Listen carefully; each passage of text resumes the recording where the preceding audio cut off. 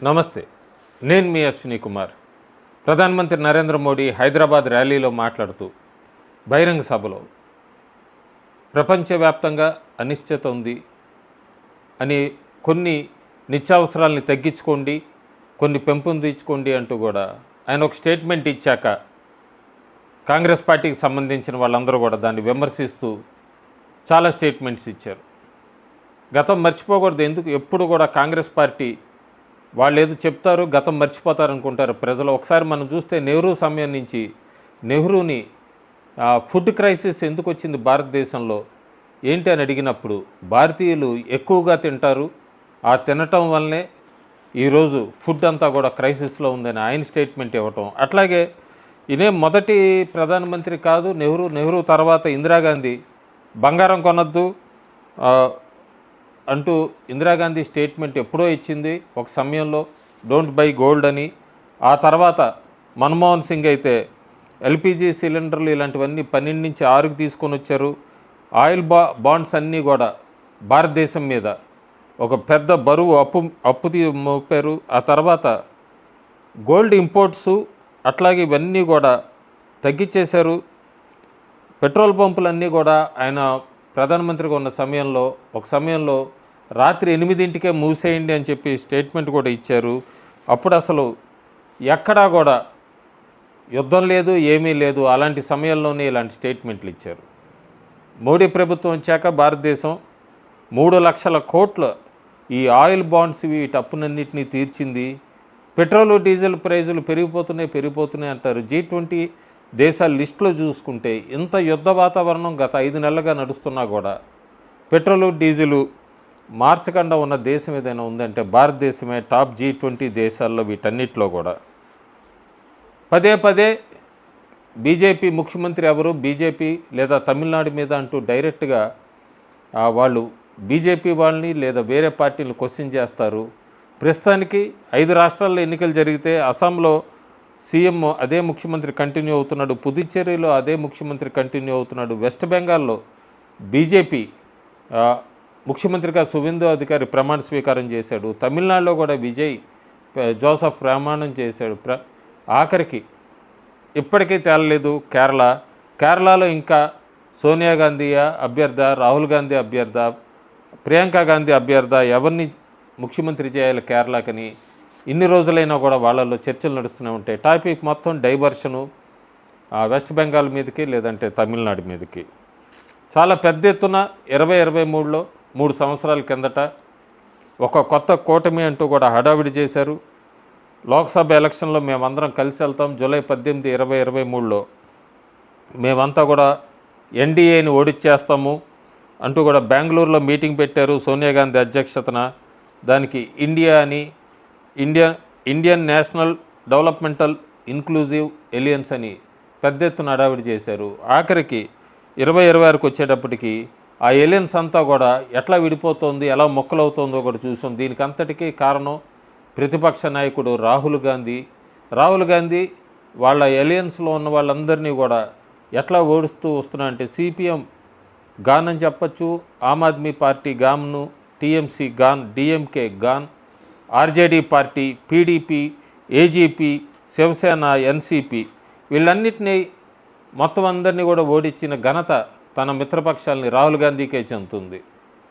చాలామంది నాయకులు మోడీని వ్యతిరేకంగా మాట్లాడారు. వాళ్ళందరి పరిస్థితి ఎట్లా ఉందని చూస్తే ప్రస్తుతం కేసీఆర్ మోడీని వ్యతిరేకించాడు.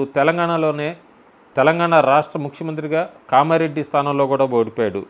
స్టాలిన్ ఒక ఫైనల్ వార్నింగ్ మోడీకి అన్నాడు. ఆఖరికి ఆయన తమిళనాడు అట్లాగే ఆయన పోటీ చేసిన కొలతూరు సీట్ నుంచి కూడా ఓడిపోయాడు. మమతా బెనర్జీ కూడా మోడీని విమర్శించింది, ఛాలెంజ్ చేసింది, బెంగాల్ పోయింది. ఆఖరికి ఆవిడ పోటీ చేసిన భవానీపూర్ నుంచి కూడా ఓడిపోయింది. రాహుల్ గాంధీ చాలాసార్లు చేశాడు, ఆఖరికి 99 ఎలక్షన్లో ఓడిపోయాడు. యూబీటీ సేన మోడీని బ్యాక్ స్టాప్ చేసింది. ఆఖరికి పొలిటికల్గానే ఇప్పుడు అసలు ఎక్కడా కూడా ఎక్స్టెంట్లో లేదు. తేజస్వి యాదవ్ ఆఖరికి ఆయన సర్వైవల్ కోసం ఫైట్ చేస్తున్నాడు, పార్టీని బతికించడం కోసం. లెఫ్ట్ ఫ్రంట్ అయితే మొత్తం దేశంలోనే వైపౌట్ అయిపోయింది. తమిళనాడులో బీజేపీకి ఒక్క సీటు వచ్చింది.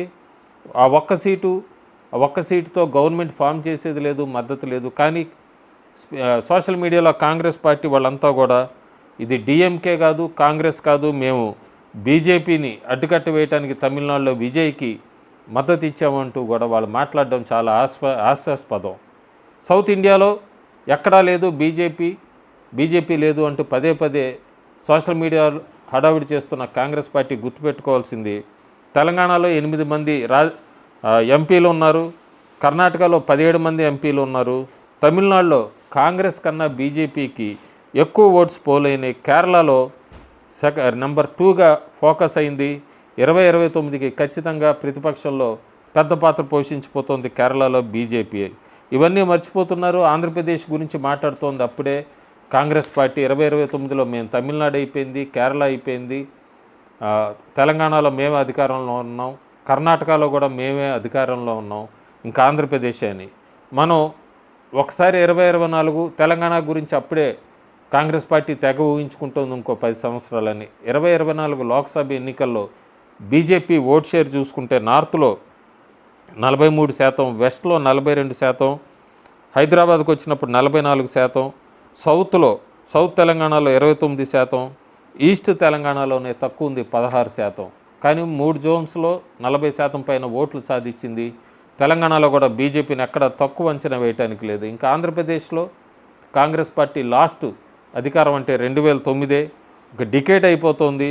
ఇప్పటిదాకా ఎక్కడా కూడా లోక్సభ రీజియన్స్లో 0, రాజ్యసభ 12 సంవత్సరాల నుంచి 0, 3 అసెంబ్లీల్లో కూడా అంతా 0. వీళ్ళు ఎన్డీఏ అన్న కనీసం ఆంధ్రప్రదేశ్లో 54% ఓట్ షేర్ ఉంది. వీళ్ళు అప్పుడే ఆంధ్రప్రదేశ్ గురించి మాట్లాడుతున్నారు. వీళ్ళ కాంగ్రెస్ పార్టీ ఎలా ఉంటుందంటే, తమిళనాడులో ఎన్నికలకు ముందు స్టాలిన్, రాహుల్ గాంధీ ఫొటోస్ పెట్టి మేము వచ్చేస్తున్నాం అధికారంలోకి ఇదంతా అన్నారు.